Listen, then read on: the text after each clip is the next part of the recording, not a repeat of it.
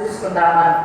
దానియేలు గ్రంథము 5వ అధ్యాయము 24-25 వచనాలను చూసుకుందాం. కావున ఆయన ఎదుట నుండి ఈ అరచేయి వచ్చి ఈ వ్రాతను వ్రాసెను.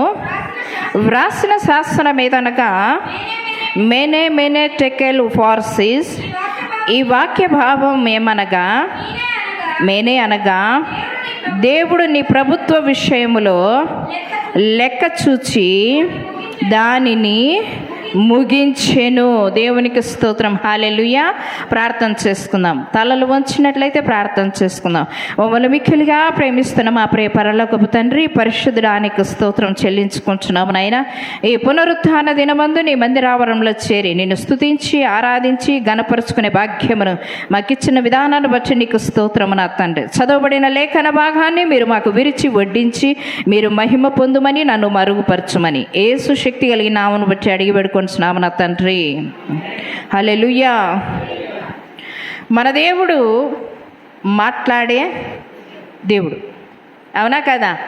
ఎంతమంది ఒప్పుకుంటారు? దేవునికి స్తోత్రం. హల్లెలూయా. ఆయన మాట్లాడే దేవుడు. బెల్షస్సర్ రాజుతో ఆయన మాట్లాడుతూ ఉండేటువంటి సందర్భం ఇది. బెల్షస్సర్ రాజుతో దేవుడు ఏ విధంగా మాట్లాడుతున్నాడు? బెల్షస్సర్ రాజుతో దేవుడు ఏ విధముగా మాట్లాడుతున్నాడు? గోడ మీద వ్రాత ద్వారా మాట్లాడుతున్నాడు. దేవుడు ఎన్ని రీతిలుగా మానవులతో మాట్లాడతాడు? దేవుడు ఎన్నో రీతులుగా మాట్లాడుతూ ఉన్నాడు మానవులతో. ఒకటి దర్శనము ద్వారా, స్వప్నము ద్వారా, వాక్కు ద్వారా, ప్రత్యక్షత ద్వారా, బాహ్యాటపు ప్రత్యక్షత ద్వారా, బాహ్యపు ప్రత్యక్షత ద్వారా, తలంపుల ద్వారా, గ్రహింపు ద్వారా, వ్రాత ద్వారా ఆయన మాట్లాడగలుగుతాడు. ఇన్ని రీతులుగా మాట్లాడతాడా? ఎన్ని రీతులుగా మాట్లాడతాడా? చదివినారా? చూసినారా? విన్నారా?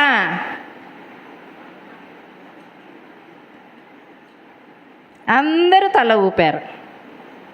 అందరూ తల ఊపారు. ఇప్పుడు ఎన్ని రీతులుగా మాట్లాడతానని చెప్పాను నేను. ఎన్ని రీతులుగా మాట్లాడతాను? స్వప్నముల ద్వారా, దర్శనము ద్వారా, వాక్కు ద్వారా, తలంపుల ద్వారా, గ్రహింపు ద్వారా, బాహ్యాటపు ప్రత్యక్షత ద్వారా, తర్వాత వ్రాత ద్వారా, వాక్కు ద్వారా. వ్రాత ద్వారా అంటే ఏ విధంగా మాట్లాడుతున్నాడు? వ్రాత ద్వారా అంటే ఏ విధంగా మాట్లాడుతున్నాడు? తన సేవకుల ద్వారా రాయించినటువంటి యొక్క పరిశుద్ధ గ్రంథం ద్వారా దేవుడు మనతో మాట్లాడుతూ ఉన్నాడు. అవునా? పరిశుద్ధ గ్రంథం మాట్లాడుతున్నాడు. మోషే సీనాయి పర్వతము మీదకి పోయినప్పుడు ఆయన 10 ఆజ్ఞలు రాసినప్పుడు తన వ్రేలుతో 10 ఆజ్ఞలు రాసి ఇచ్చాడు. ఇది రెండవది. మెనే టెకెల్ ఫార్సిస్ అనేది ఇది రెండవది. బాగా జ్ఞాపకం చేసుకోండి. తర్వాత తలంపుల ద్వారా ఇస్తాడు, గ్రహింపు ద్వారా కూడా ఇస్తాడు. నువ్వు ప్రార్థన చేస్తూ ఉండేటప్పుడు, మీరు ప్రార్థన చేస్తూ ఉండేటప్పుడు ఏమని వస్తుందంటే ఒక గ్రహింపు.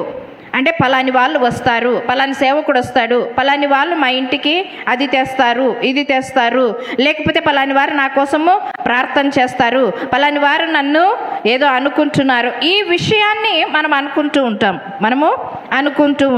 అనుకుంటూ ఉండేటప్పుడు ఏం జరుగుతుందంటే గ్రహింపు ద్వారా మనం ఏదైతే అనుకుంటామో అది వెంటనే క్షణంలో జరిగిపోయిన దాన్ని గ్రహింపు ద్వారా అని అనుకుంటూ ఉంటాము. తర్వాత తలంపు ద్వారా దేవుడు మనతో మాట్లాడతాడు. తలంపు, హృదయ తలంపు ఒకటిగా అనిపిస్తాయి. ఒక్కొక్కసారి మనకేమి అనిపిస్తుంది అంటే, ఒకసారి నేను ఒక ప్రాంతానికి సువార్తకు వెళ్ళాను. పుట్టపర్తి ప్రాంతానికి సువార్తకు అంటే ప్రతి ఆదివారం ఆరాధన జరపడానికి అక్కడికి వెళ్ళేదాన్ని. సారు ఒక వారము, నేను ఒక వారం వెళ్ళేవాళ్ళం. ఆ విధంగా జరిగినప్పుడు నేను శనివారం నైట్ బయలుదేరుతాను. నేనైతే సార్ అయితే ఆదివారం మార్నింగే 2 గంటలకి ట్రైన్ ఉంది, ట్రైన్కి వెళ్ళిపోతారు. నేనైతే సాటర్డేనే నైట్ వెళ్ళిపోతాను. అక్కడ సండే కార్యక్రమాన్ని చూసుకుంటూ ఉండాలి. సండే చూసుకున్న తర్వాత నెక్స్ట్ డే మండే కూడా నేను అక్కడే ఉంటాను. ఆ మండే రోజు ఏం జరిగిందంటే, అక్కడి నుంచి చర్లపల్లెకి అని చెప్పేసి కొద్దిగా దూరం డిస్టెన్స్ ఉంది. అక్కడికి అప్పుడు బస్సులు లేవు నేను వెళ్ళేటప్పుడు. ఇప్పుడున్నాయి బస్సులు. అప్పుడు కేవలం జీపులు, ఆటోలు మాత్రమే అరేంజ్ చేసేటువంటి వారు. ఆ ప్రాంతం నుంచి ఆ ప్రాంతానికి వెళ్ళాలి అంటే నేను 2 సహోదరులు కలిసి ఆ ప్రాంతానికి వెళుతూ ఉన్నాము. ఆటో ఎక్కడానికి చర్లపల్లె ప్రాంతానికి వెళ్ళడానికి పుట్టపర్తి దగ్గర, యనుమలపల్లి దగ్గర ఆగి అక్కడి నుంచి వెళ్ళిపోవడానికి ప్రయత్నం చేశాను. ఆ ప్రయత్నం చేసినప్పుడు అక్కడ ఏం జరిగిందంటే, ఒక ఆటో ఎక్కి కూర్చున్న తర్వాత జరిగిన సంఘటన ఏమంటే, చర్లపల్లికి వెళ్ళాలి, ప్రార్థనకి వెళ్ళాలి కదా అని చెప్పేసి ఇంకా ముందుగా ఆటోలు ఉన్నాయి. ఆటోలు ఉన్నప్పుడు ఇది ఎన్ని గంటలకు బయలుదేరుతుంది అయ్యా అని అంటే, ఆయన అన్నాడు, అమ్మా ఈ ఆటో కంటే అది ముందుగా వెళ్ళిపోతుంది అని అన్నారు. అది ముందుగా వెళ్ళిపోతుంది. సరే, ముందుగా వెళ్తే ప్రార్థనకు ముందుగా వెళ్ళొచ్చు కదా అని ఇతర సహోదరులు అన్నప్పుడు సరే అని చెప్పేసి ఆ ఎదురుగా ఉన్నటువంటి ఆటోను మేము ఎక్కిన తర్వాత 5 నిమిషాల్లో ఒకటే ఆలోచన, ఒకటే తలంపు నాలో. ఏమని తెలుసా? ఈ ఆటో వద్దబ్బా, ఆలస్యంగా అయినా వెనక ఆటోనే వెళదాము, ఎందుకు తొందరపడదాము, ఆలస్యంగానైనా అదే ఆటో వెళదాం సిస్టర్, మనము అది ఫ్రీగా ఉంది, కంఫర్ట్గా కూడా ఉంది, మనము నిదానమైన 15 నిమిషాలు నిదానమైన, ఒక అర్ధగంట నిదానమైన మనం వెళదాము అని అన్నప్పుడు సరే సిస్టర్ అని చెప్పేసి మరల ఎక్కిన ఆటో దిగి మరల ముందు కూర్చున్న ఆటోలోనే కూర్చున్నాం. అది మేము కూర్చున్న వెంటనే ముందు ఆటో వెళ్ళిపోయిన తర్వాత అక్కడ జరిగిన సందర్భం ఏమంటే, అది వెళ్ళిపోయిన తర్వాత ఇది అర్ధగంట అయినా పోలేదు. అతను ఏమన్నారు, 15 నిమిషాల్లో కదులుతుంది అన్నారు. కానీ అర్ధగంట అయినా వెళ్ళలేదు. సరే, ఎందుకు ఆలస్యం అవుతుందో దేవుని నిర్ణయమే. అక్కడికి వెళ్ళి తొందరగా వాక్య సందేశం అందించాలంటే ఈ ఆటో తొందరగా కదిలిస్తారు, లేకపోతే లేదులే అని అనుకొని నెమ్మదిగానే కూర్చున్న తర్వాత అర్ధగంట తర్వాత ఈ వాహనం, ఈ ఆటో కదిలిన తర్వాత మేము దాదాపుగా 25 నిమిషాల ప్రయాణం జరిగిన తర్వాత అక్కడ చాలామంది గుంపు కూడుకొని ఉన్నారు. ట్రాఫిక్ అంతా బంద్ అయిపోయింది. ఎందుకు బంద్ అయిపోయిందని ఆటో డ్రైవర్ని అడిగినప్పుడు, అమ్మా ఇక్కడ యాక్సిడెంట్ అయ్యింది అని అన్నారు. అవునా, మరి ఎటుపక్క దారి లేదా అంటే, లేదమ్మా వాళ్ళు పక్కకు జరిగితే మనకి ఇంకా వెళ్ళాల్సిందే, లేదంటే కాసేపు ఆగాల్సిందే అని అన్నారు. సరే అని చెప్పేసి ఎవరిది యాక్సిడెంట్ అంటే, మనకంటే ముందుగా వెళ్ళిన ఆటో అది యాక్సిడెంట్ అయిందమ్మా, 2 అక్కడే స్పాట్గా మరణించారు, మిగతా వాళ్ళకందరికీ పెద్దగా గాయాలయ్యాయి. దేవునికి స్తోత్రం, హల్లెలూయా. దేవుడు నిజంగా జ్ఞాపకం చేసుకోండి, ఆ ఆటో తొందరగా వెళుతుందని చెప్పేసి ఆ ఆటోలో వెళ్ళింటే మాకు కూడా గాయాలయ్యేవేమో, లేదంటే మేము కూడా తుది శ్వాసను విడిచేవాళ్ళేమో. కానీ దేవుడు అక్కడ ప్రేరేపణ పుట్టించి ఒక తలంపుల ద్వారా, ఒక హృదయ ఘోష ద్వారా, ఇది వద్దు నువ్వు వెనకాల కూర్చో, వెనకాల ఆటోలో వెక్కు, వెనకాల ఆటోలోనే ప్రయాణం చేయని. అప్పుడు అనుకున్నాను, వాళ్ళ యాక్సిడెంట్ అయినటువంటి మనుషులను చూసిన తర్వాత భయం పుట్టుకొని వచ్చింది నాకు కూడా. ప్రభువా, ఆ ఆటో ఎక్కించినందుకు వందనాలనైనా, ఆ ఆటోలో ప్రయాణాన్ని కొనసాగించినందుకు వందనాలనైనా, నన్ను నిదానముగానైనా వెనకాల ఆటో కూర్చోమని తలంపునిచ్చినందుకు నీకు వందనాలనైనా అని కృతజ్ఞతాస్తుతులు చెల్లించాను. దేవునికి స్తోత్రం, హల్లెలూయా. హృదయ తలంపుల ద్వారా దేవుడు మనతో మాట్లాడుతూ ఉంటాడు. అదే రీతిగా దర్శనము ద్వారా కూడా మాట్లాడుతూ ఉంటాడు. దర్శనము ద్వారా మనకి ఎన్నో రీతిగా, అంటే దర్శనము, స్వప్నము అనే మాట మీకు చెప్పాను కదా, ఇంతకుముందు చెప్పాను కదా మీకు. దర్శనం అంటే ఏంది, స్వప్నం అంటే ఏంది. దర్శనం అంటే ఎదురుగా మనం చూస్తూ ఉండగానే ఆయన మాటను వినగలుగుతాము. స్వప్నము ద్వారా అంటే రాత్రి కాల సమయమందు మనం నిద్రించినప్పుడు మన కలలో మాట్లాడుతూ ఉండేటువంటి దాన్ని స్వప్నము ద్వారా అని ఇంతకుముందు వాక్యం ద్వారానే మీకు బయలుపరిచాను. అదే రీతిగా చూసుకున్నట్లయితే ఇంకా లాస్ట్ విషయాన్ని మనం చూస్తే కనుక బాహ్యటపు ప్రత్యక్షత. అంటే అది ఏమిటో తెలిసిన, స్వరము, మనిషి, వాక్కు రెండు ఉంటాయన్నమాట, మూడు ఉంటాయి. ఏది అని అంటే సౌలు దమస్కు పట్టణానికి ప్రయాణాన్ని కొనసాగిస్తూ ఉండేటప్పుడు జరిగిన సంఘటన. ఏమంటే అక్కడ దమస్కు పట్టణాన్ని గమలియేలు దగ్గర అక్కడ ఉన్నటువంటి క్రైస్తవులందరినీ హింసించడానికి, చెరలో తీసుకొని రావడానికి ఆయన ఒక పత్రాన్ని తీసుకుంటాడు, అధికార పత్రాన్ని తీసుకుంటాడు. వాళ్ళని పోయి అరెస్ట్ చేయాలంటే అరెస్ట్ వారెంట్ ఉందా అని మనం పోలీసు వాళ్ళని అడుగుతాము. అదే రీతిగా ఈయన కూడా గమలియేలు అనేటువంటి ఆయన దగ్గర ఈయన ఏం తీసుకున్నాడంట, పత్రాన్ని తీసుకొని బయలుదేరాడు. బయలుదేరుతూ ఉండగానే దమస్కు ప్రాంతానికి చేరుతూ ఉండగానే ఎవరు చేరుతుండగా సౌలు ప్రయాణాన్ని కొనసాగిస్తున్నాడు, గుర్రం మీద వెళుతూ ఉన్నాడు. ఆ వెళుతూ ఉండేటువంటి ఆయనకు గొప్ప వెలుగు ప్రకాశవంతంగా కనపడిందంట. ఆ వెలుగును ఆ గుర్రము చూడలేక ఏమైపోయింది, వెనకంజి వేసింది. తర్వాత సౌలుని ఏం చేసిందంట, కింద పడేసింది. ఆ సౌలును కింద పడవేసినప్పుడు ఆ వెలుగును చూసిన తర్వాత ఎందుకు ఈ సంఘటన జరిగింది అని చెప్పేసి ఆయన తనకు తానుగా మాట్లాడుతున్నాడు. ప్రభువారు మాట్లాడుతున్నాడు, నీవు హింసించుచున్న నజరేయుడైనటువంటి యేసును నేను. ఎవరు ప్రభువా అని అంటున్నాడు.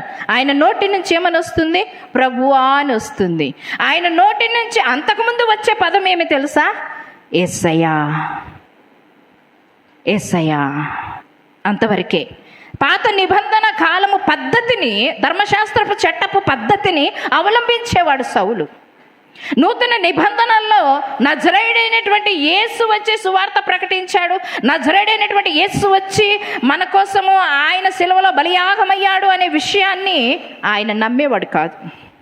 అందుకేం చేస్తున్నాడంటే ఎవరు అని సంబోధిస్తూ ఉండేటప్పుడు, ఎవరు అని సంబోధించేటప్పుడు యెహోవా దేవా అని సంబోధించలేదు, కానీ ఏమని సంబోధిస్తున్నాడు, ఎవరు ప్రభువా. అప్పుడు ప్రభు స్వరముతో గొప్ప వెలుగులో మాట్లాడుతూ ఉన్నాడు. ఏమని తెలుసా, సౌలా నీవు హింసించుచున్న నజరేయుడైనటువంటి యేసును అని అంటున్నాడు. అదేదంట, బాహ్యాటపు ప్రత్యక్షత. బాహ్యంగా మనం చూస్తూ ఉన్నాము, వెలుగును చూస్తున్నాము, స్వరమును వింటున్నాము, వాక్యము వింటున్నాము. అది ప్రత్యక్షత. వాక్కు ద్వారా మాట్లాడుతున్నాడు. ఇప్పుడు నేను వాక్యము ద్వారా మాట్లాడుతున్నప్పుడు మీ హృదయంలో ఎవరికో ఒకరికి స్పందన కలుగుతుంది. ఈ వాక్యము ద్వారా దేవుడు నాతో మాట్లాడాడు, దేవుడు నాకు నేర్పించాడు, దేవుడు నాకు తెలియపరిచాడు అని అనుకోవాలి. కానీ ఆమె నన్ను గురించే మాట్లాడింది, ఆ పాస్టర్ నన్ను గురించే ఎత్తేసాడు, ఆ పాస్టర్ నా గురించే అవహేళనగా మాట్లాడు అనే మాట ఎప్పటికీ అనుకోవద్దండి. చులకనగా మాట్లాడడానికి ఇది ఒక స్టేజ్ కాదు. చులకనగా మాట్లాడడానికి ఇది పరిశుద్ధమైనటువంటి స్థలము. ఈ పరిశుద్ధమైన స్థలంలో పరిశుద్ధాత్మ ద్వారా దేవుడు బయలుపరిచిన మాటలు మాత్రమే బయలుపరుస్తాం. ఈ నోట్స్లో మేము ఎన్నో లేఖనాలు రాసుకొని వచ్చాము, కానీ ఈ లేఖనాలు రాసుకొని వచ్చినటువంటి వాటిని అన్నిటినీ క్షుణ్ణంగా చెప్పడానికి దేవుడు ఉన్నది ఉన్నట్టుగా బయలుపరచడు. కానీ రాసుకునేది రాసుకుంటాము, కానీ ఇక్కడ బయలుపరిచేటువంటి వాక్కు వేరేగా ఉంటుంది. కానీ జ్ఞాపకానికి ఉంచుకోవడానికి మేము నోట్స్ ప్రిపేర్ చేస్తాం, రెఫరెన్స్లు జ్ఞాపకం ఉంచుకోవడానికి నోట్స్ ప్రిపేర్ చేస్తాం. మిగతా వాళ్ళకి మేము చనిపోయిన తర్వాత, మేము కాలం చేసిన తర్వాత ఇతరులకు ఉపయోగకరంగా ఉంటుందని నోట్స్ ప్రిపేర్ చేస్తాం. అంతేకాని ఏదో జ్ఞాపకం లేక నోట్స్ చూసి వాక్యం చెప్తున్నారు అనే భావన ఎప్పటికీ అనుకోవద్దండి. మీరు ఏ సేవకుడు చెప్పినా కూడా ఆ విధంగా ఉండడానికి. కానీ మీ మనసును నొప్పించే మాట ఎవరు మాట్లాడరు. కానీ దేవుడు ఈరోజు నాతో మాట్లాడాడు, ఇది సరి చేసుకోమన్నారు, ఇది సరిదిద్దుకోమన్నారు, ఈ మార్గంలో నడవమన్నారు, ఇది చెయ్యొద్దన్నారు, ఇది చెయ్యమన్నారు అనేది మీరు గ్రహించండి, తెలుసుకోండి. అంతేకాని నన్ను అన్నారు, వాక్యములు ఎత్తేసినారు అనే మాటను మీరు ఎప్పుడు అనుకోబాకండి. ఆ తప్పుడు ఆలోచనలు మీలోకి తీసుకొని రావద్దండి, కూడా తీసుకొని రాకూడదు కూడా. ఆ విధముగా దేవుడు మాట్లాడుతున్నాడు. కృపావరాలు అనేటివి కూడా చాలా ఉన్నాయి. ఆ కృపావరాలు అనే సరాన్ని మీరు ధరించుకొని పెళ్లి కుమార్తె వలె సిద్ధమవుతూ, బాగా వినండి, కృపావరాలు అనే సరాలను ధరించుకొని, సరము అంటే అంటే దండ, కృపావరమనే, మీ రీతిలో చెప్తాను, కృపావరమనే మాలను నీవు ధరించి పెళ్లి కుమార్తె వలె సరిదిద్దబడి, పెళ్లి కుమార్తె వలె నువ్వు అలంకరించబడి, పెళ్లి కుమారుణ్ణి చూడడానికి వెళ్ళి మధ్యాకాశంలో వస్తున్నటువంటి వరుడైనటువంటి ఆయనను ఎదుర్కోవడానికి సిద్ధముగా ఉండాలి పెళ్లి కుమార్తె సంఘం, వధువు సంఘం. జ్ఞాపకం చేసుకున్నాం. మళ్ళీ ఒకసారి రిపీట్ చేద్దామా? రాసుకోవడానికి ప్రయత్నం చేయండి. ఏమొచ్చినాడు? కృపావరం అనే మాలను నువ్వు సరము వలె ధరించి, కృపావరం అనే మాలను అంటే కృపావరము అనే దండను నీవు ధరించి, పెళ్లి కుమార్తె వలె నిన్ను నీవు అలంకరించుకొని. పెళ్లి కుమార్తె ఏ విధంగా ఉంటుందండి? పెళ్లి కుమార్తె పరిశుద్ధంగాను, పవిత్రంగాను, దేవుని దృష్టికి యోగ్యురాలుగాను, ఏ తప్పు చేయనిది గాను, ఏ పొరపాటు చెయ్యనిది గాను, ఆమె శరీరము, ఆమె మనస్సు, ఆమె తలంపు ప్రతిదీ పరిశుద్ధంగా ఉండాలి. అది పెళ్లి కుమార్తె సంఘము.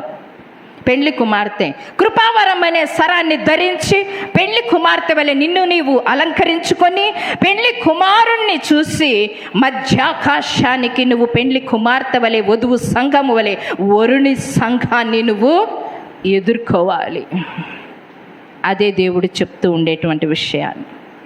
దేవుడు మనతో మాట్లాడుతున్నాడు వాక్యము ద్వారా, స్వప్నము ద్వారా, మాట ద్వారా, వాక్శక్తి ద్వారా, దర్శనము ద్వారా. మోషేకు అగ్ని పొదలో కనపడి స్వరము ద్వారా మాట్లాడుతూ ఉన్నాడు. నిజముగా ఈరోజు మనతో మాట్లాడుతున్నాడు, వాక్యము ద్వారా మనతో మాట్లాడుతున్నాడు. బెల్షస్సర్ రాజుతో కూడా దేవుడు మాట్లాడుతూ ఉన్నాడు. ఏమని తెలుసా?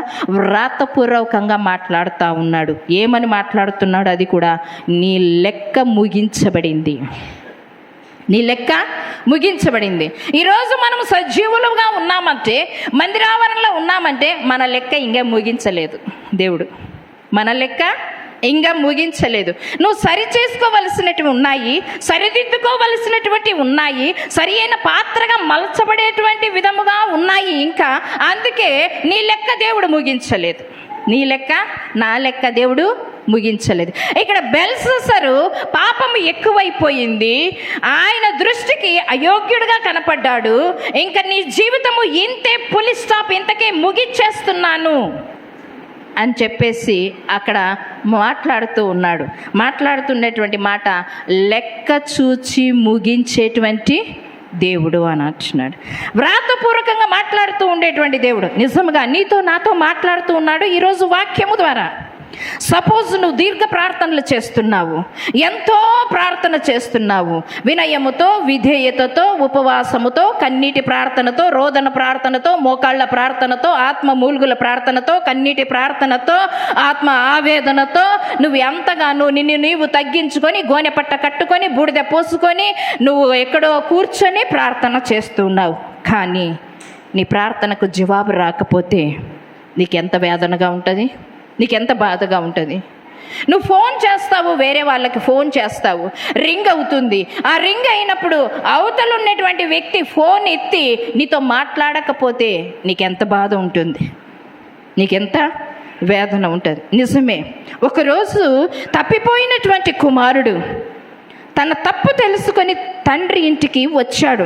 తప్పిపోయినటువంటి కుమారుడు తన తప్పు తెలుసుకొని తండ్రి ఇంటికి మరల వచ్చాడు. లూకా రాసిన సువార్త 15వ అధ్యాయము 20-24 వచనాల్లో మనం చూసుకున్నట్లయితే కనుక, అక్కడ తప్పిపోయినటువంటి కుమారుడు తన తండ్రి దగ్గరికి వచ్చినప్పుడు, తన తప్పు తెలుసుకొని తండ్రి దగ్గరికి వచ్చినప్పుడు అక్కడ అంటున్నాడు, కుమారుడు ఏమంటున్నాడంటే, అయ్యా, నీకును పరలోకమునకును నేను వ్యతిరేకముగా పాపము చేశాను. అయ్యా, నీ దగ్గర ఉన్నటువంటి పని వాళ్ళల్లో నన్ను ఒక పనివానిగా ఎంచుకొని నన్ను ఉండనిమ్ము అని అంటాడు. ఒకసారి ఆలోచన చేయండి. తప్పిపోయినటువంటి కుమారుడు తన తప్పు తెలుసుకొని వచ్చినప్పుడు మిద్ద మీద ఉన్నటువంటి తండ్రి దూరముగా వస్తున్నటువంటి కుమారుణ్ణి చూశాడు. ఆ కుమారుణ్ణి చూసిన తర్వాత జరిగిన సంఘటన ఏమంటే, ఆ కుమారుణ్ణి చూసిన తర్వాత తండ్రి నా కుమారుడు వస్తున్నాడు, అవే పోలికలు ఉన్నాయి, అదే ఎత్తుంది, అదే రంగు ఉంది, అదే వర్చస్సుంది, నా కుమారుడు వస్తున్నాడు అని మిద్దె మీద ఉన్నటువంటి తండ్రి కుమారుని కోసం పరుగున వచ్చాడు. వచ్చినటువంటి తండ్రి కుమారుని పట్టుకొని కౌగిలించుకొని, బాగా వినండి, ఇక్కడ కౌగిలించుకొని ముద్దాడి, కౌగిలించుకొని మెడ మీద పడి ముద్దాడిన తర్వాత ఏం చేస్తున్నాడు తెలుసా? తన దగ్గర ఉన్నటువంటి పని వారికి పని అప్పగించాడు. ఏమని? ఉంగరము తొడగండి, చెప్పులు తొడగండి, ప్రశస్త వస్త్రాలను ధరింప చేయండి, విందు చేయండి. ఎవరితో మాట్లాడుతున్నాడు? చదువు మది. లూకా సువార్త 15వ అధ్యాయం. అమ్మా, అయితే తండ్రి తన దాసులను చూచి ప్రశస్త వస్త్రములను త్వరగా తెచ్చి వీనికి కట్టి వీనికి చేతికి ఉంగరమును పెట్టి పాదములకు చెప్పులు తొడిగించి క్రొవ్విన దూడను తెచ్చి వధించండి, మనము తిని సంతోషం. ఈ మాటలన్నీ ఎవరితో మాట్లాడుతున్నాడు? తండ్రి పనివారితో మాట్లాడుతున్నాడు. కుమారునితో ఏమైనా మాట్లాడాడా? అక్కడ కుమారుడితో మాట్లాడినటువంటి సందర్భమే లేదు. తండ్రి కుమారునితో మాట్లాడకపోతే ఆ కుమారుని వేదన ఎట్లా ఉంటుంది? ఆల్రెడీ తప్పు తెలుసుకొని వచ్చినటువంటి తండ్రి దగ్గర తండ్రి కౌగలించుకున్నాడే కానీ, మెడ మీద పడి ముద్దు పెట్టుకున్నాడే కానీ కుమారునితో మాట్లాడలేదు. ఆ కుమారునికి వేదన అయింది, ఆ కుమారునికి బాధ అయింది. అదే రీతిగా నువ్వు ప్రార్థన చేస్తూనే ఉన్నావు, దేవుడు నీతో మాట్లాడడం లేదు. నీకు బాధ లేదా? నా ప్రార్థనకు జవాబు రావడం లేదని కనిపెడుతున్నావా? ప్రార్థన చేస్తున్నావు, ఆమేన్ అంటున్నావు, లేచిపోతున్నావు. ప్రార్థన చేస్తున్నావు, ఆమేన్ అంటున్నావు, లేచిపోతున్నావు. ప్రార్థన అయిపోయిన తర్వాత 3 నిమిషాలు కనిపెట్టండి. నువ్వు ఆత్మీయంగా ప్రార్థన చేసిన తర్వాత నువ్వేదో చేద్దామంటే జవాబు రాదు. చేసినానంటే జవాబు రాదు. నీకు నువ్వు అంతరంగ లోతులలో నుంచి ప్రభు దృష్టికి యోగ్యంగా నువ్వు ప్రార్థన చేసినట్లయితే తల మీద కొంగు వేసుకొని అదే మోకాళ్ళ మీద 3 నిమిషాలు వెయిట్ చేయి. దేవుడు మాట్లాడతాడు. సాగిపో, ఆగిపో, కనిపెట్టు. సాగిపో, ఆగిపో, కనిపెట్టు. ఈ 3 మాటల్లో ఏదో ఒక మాటతో దేవుడు నీతో మాట్లాడతాడు. నువ్వు మోకాళ్ళ మీద నుంచి లేచిపోవద్దు, నీ తల మీద నుంచి కొంగు తీసి పోవద్దు. నువ్వు ఆ స్థలం నుంచి లేవడానికి ప్రయత్నం చేయొద్దు. ఆమేన్ అన్న తర్వాత 3 సెకండ్లు నువ్వు ఖచ్చితంగా కూర్చొని కనిపెట్టు. మెల్లనైన స్వరంతో చక్కగా మాట్లాడతాడు ఆయన. అందుకే అంటాడు ప్రకటన గ్రంథం 3వ అధ్యాయంలో ఏమంటాడు తెలుసా? హృదయపు వాకిట నిలుచుండి నేను తట్టుచున్నాను, ఎవడైనను నా స్వరము విని తలుపు తీసిన ఎడల. ఎవడైనను అంటే అర్థమేమి అక్కడ? నీవు నేననే కాదు. ఎవడైనను స్వరము విని అంటే ఆ స్వరము వినడానికి రెడీగా ఎవరు లేరండి. అందుకే అంటున్నాడు, ఎవడైనను నా స్వరము విని తలుపు తీసిన ఎడలా అంటున్నాడు. అంటే రెడీగా లేరు, వినడానికి ఆసక్తిగా లేరు. చేస్తున్నావే కానీ ఆమెను అంటున్నావు, దులుపుకొని వెళ్ళిపోతున్నావు. చేస్తున్నావే కానీ ఆ స్థలంలో నుంచి వెళ్ళిపోతున్నావు. గమనించడం ప్రయత్నం చేయండి. నిజమే. అందుకే అంటున్నాడు ప్రార్థన చేసిన తర్వాత 3 సెకండ్స్ కనిపెట్టి ఓపికతో ఉండు. నువ్వు దేవుడు ఖచ్చితంగా సాగిపోక కనిపెట్టు. 3 మాటల్లో ఏదో రీతిగా దేవుడు నీతో మాట్లాడతాడు. నిజమేనండి. బెల్షస్సర్ లెక్క ముగించాడు. ఎట్లా ముగించాడు? ఏ విధంగా ముగించాడు? లెక్క ముగించాడు. ఏ విధంగా ముగించాడు? నువ్వు పుట్టినది మొదలుకొని దేవుడు అంటున్నాడు, నేను నిన్ను పిండమునై ఉండగా నా కన్నులు నిన్ను చూచెను. నువ్వు పిండముగా ఉండగానే ఆయన కన్నులు నిన్ను చూచాయంట. తల్లి గర్భములో ఇంకా పిండముగా ఉండగానే, తల్లి గర్భములో ఇంకా మాంసపు ముద్దగా ఉండగానే, తల్లి గర్భంలో ఇంకా చెడు రక్తము చేత ఉండగానే ప్రభు కన్నులు నిన్ను చూశాయి అని అంటున్నాడు. ఆ రోజు నుంచి తల్లి గర్భములో నుంచి బయటికి ఏ విధముగా భూమి మీదకి వస్తావో ఆ రోజు నుంచి లెక్క కట్టి మరలా అది భూగర్భములోకి నువ్వు ఎప్పుడైతే ప్రవేశిస్తావో అంతవరకు దేవుడు లెక్క చూస్తాడంట నిన్ను. ఏం లెక్క? ఏం లెక్క చూస్తాడంట? మత్తయి రాసిన సువార్త 12వ అధ్యాయము 36వ వచనం 37వ వచనంలో చూడండి. మత్తయి రాసిన సువార్త 12వ అధ్యాయము. నేను మీతో చెప్పున్నదేమనగా మనుష్యుల పలుకు ప్రతి విధమైన వ్యర్థ మాటలను గూర్చియు విమర్శ దినమున లెక్క చెప్పవలసి ఉన్నది. విమర్శ దినం అంటే ఎప్పుడు? ఆయన న్యాయసింహాసనము దగ్గర నువ్వు కాలము చేసిన తర్వాత ప్రతి ఒక్కరము వరుసగా లైన్ బై లైన్ నీ వంతు వస్తుంది, నా వంతు వస్తుంది, అందరి వంతు వస్తుంది. ఒక్కొక్కరు తల్లి గర్భములో నువ్వు పిండముగా ఏర్పడినది మొదలుకొని భూమి మీద పడినది మొదలుకొని ఆ రోజు నుంచి నీ లెక్కను దేవుడు చూస్తాడంట.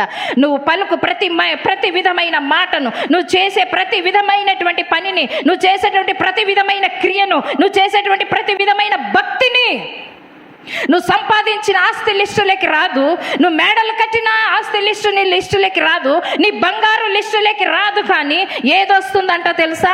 మానవునిగా నీ భక్తిని, నీ మాటను, నీ పలుకును, నీ క్రియా విధానాన్ని అది లెక్కలేకి వస్తుంది అంటున్నాడు. అది లెక్కలేకి వస్తుంది అని అంటున్నాడు. యెషయా గ్రంథము 40వ అధ్యాయము 26వ వచనంలో చూడండి. యెషయా గ్రంథము 40వ అధ్యాయం 26వ వచనము. మీ కన్నులు పైకెత్తి చూడండి. వీటిని ఎవరు సృజన? మీ కన్నులు పైకెత్తి చూడండి. ఏముంది? యెషయా ప్రవక్త చెప్తున్నాడు. ఏమని చెప్తున్నాడు?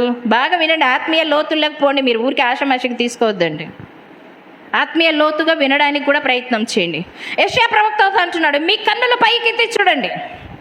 అబ్రహామా, సంతానం లేదని నువ్వు ఎందుకు బాధపడుతున్నావయ్యా? ఎలియాజరే నా ఆస్తికర్త అవుతాడేమో అని అనుకుంటున్నావు కదా? కాదు. రా బయటికి గుడారంలో నుంచి బయటికి తీసుకొని వచ్చాడు యెహోవా దేవుడు అబ్రహాంని చెయ్యి పట్టుకొని. ఎట్లంట? చెయ్యి పట్టుకొని. అబ్రహాం అంతకుముందు ఏం చేసేవాడు తెలుసా? అబ్రహాము అంతకుముందు ఏం చేసేవాడు తెలుసా? మట్టి బొమ్మలను తయారు చేసి, మట్టి బొమ్మలకు రూపు పోసి, మట్టి బొమ్మలకు రంగులు వేసి, బండిలో పెట్టుకొని, ఒక రిక్షాలో పెట్టుకొని, ఒక గాడిద మీద పెట్టుకొని వాటిని అమ్మేటువంటి వాడు. అటువంటి అబ్రహాము పలకని బొమ్మలను, ఉలకని బొమ్మలను, మాట్లాడని బొమ్మలను తయారు చేసి దేవుడు దేవుడు దేవుడు దేవుడు అని పూజించినటువంటి అబ్రహాము ఒకరోజు అనుకున్నాడు, నిజమైన దేవుడైతే నాతో మాట్లాడతాడు. మాట్లాడిన దేవుడు ఇప్పుడు ఏం చేస్తున్నాడు?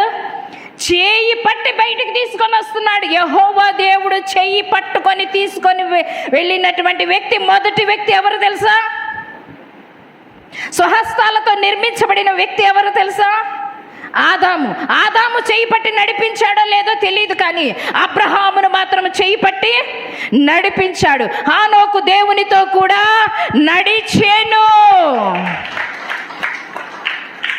నడిచెను అంటే స్నేహం, డిస్టెన్స్ ఉంటుంది.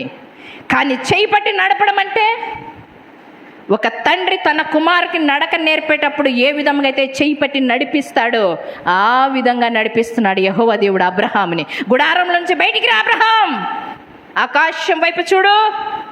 అయ్యా చూశాను. ఏమున్నాయి? నక్షత్రాలున్నాయి. వాటిని లెక్కిస్తావా? 147వ కీర్తన చూడండి. 147వ కీర్తన 4వ వచనం. 147వ కీర్తన 4వ వచనము. నక్షత్రముల సంఖ్యను ఆయన నియమించి ఉన్నాడు, వాటికన్నిటికీ ఏం చేస్తున్నాడంటండి? పేర్లు పెట్టించున్నాడు. అబ్రహాం అంటున్నాడు ఏమంటాడు తెలుసా? అయ్యా, ఆ నక్షత్రాలు నేను లెక్క పెట్టలేను, ఆ నక్షత్రాలు నేను లెక్క పెట్టలేను అంటున్నాడు. కానీ దేవుడు ఏం చేశాడంట? వాటిని సృజించిన వాడు ఆయనే, వాటికి పేర్లు పెట్టివాడు ఆయనే, వాటిని లెక్క నియమించిన వాడు కూడా ఆయనే. నక్షత్రముల సంఖ్యను ఆయనే నియమించెను, నక్షత్రముల సంఖ్యను ఆయనే నియమించెను, వాటికన్నియు పేరులు పెట్టుచున్నవాడని దేవునికి స్తోత్రము గానము చేయుటయే మంచిది, మనమందరము స్తుతి గానము చేయుటయే మంచిది. అబ్రహామా, నక్షత్రాల సంఖ్యను ఎవరు నియమించారో తెలుసా? వాటికి పేర్లు ఎవరు పెట్టారో తెలుసా? యెషయా గ్రంథము మనం చూసాం కదా ఇంతవరకు. చదవండి అది, యెషయా గ్రంథము. మీ కన్నులు పైకెత్తి చూడుడి, వీటిని ఎవడు సృజించును? వీటి లెక్క చొప్పున వీటి సమూహములను బయలుదేరి చేసి వీటికన్నిటినీ పేర్లు పెట్టి పిలుచువాడే కదా. తన అధిక శక్తి చేతను తనకు కలిగిన బలాతిశయము చేతను ఆయన ఒక్కటి అయినను విడిచిపెట్టాడు. బాగా జ్ఞాపకం చేసుకోండి. నిజమే, నక్షత్రముల సంఖ్యను నియమించాడు, వాటికి పేర్లు పెట్టాడు. ఇంకొకటి చూసుకుందామా మనము? మన తల వెంట్రుకలన్నీ లెక్కించాడంట దేవుడు. మన తల వెంట్రుకలన్నిటి చూద్దాం. అది కూడా మత్తయి రాసిన సువార్త 10వ అధ్యాయము 30వ వచనము. ఆయన మన తల వెంట్రుకలన్నీ లెక్కించు దేవుడు అని అంటున్నాడు. మీ తల వెంట్రుకలన్నీ లెక్కింపబడినాయి. ఏమండి, మన తల వెంట్రుకలు మనమే లెక్కించుకుంటామా? ఎన్నున్నాయని చెప్పగలుగుతామా? మరి దేశంలో కొన్ని కోట్ల మంది ఉన్నారు. వాటినన్నిటినీ దేవుడు ప్రతి ఒక్కరి తల వెంట్రుకలు కూడా ఆయన లెక్కించాడంట. లెక్క ఉందంట ఆయన దగ్గర నీ తల వెంట్రుకలు ఎన్ని ఉన్నాయని. కానీ మనం దువ్వినప్పుడంతా కొన్ని రాలిపోతూ ఉంటాయి కదా. రాలిపోతూ ఉండేటప్పుడు కూడా ఆయన ఆజ్ఞ లేనిది తలలో ఒక వెంట్రుక అయినను రాలిపోదంట. దేవునికి స్తోత్రం, హల్లెలూయా. అది లెక్క. లెక్కల మాస్టర్ ఎవరు? లెక్కల మాస్టర్ ఎవరు ఇప్పుడు? ఎవరండి? యేసయ్యే. లెక్కల మాస్టర్ ఎవరు? నీ తల వెంట్రుకలు లెక్కించాడంట. ఆకాశంలో పక్షులు ఆయన సెలవు లేక ఒక్కటి అయినను నేలను రాలదు అని అంటున్నాడు. దేవునికి స్తోత్రం, హల్లెలూయా.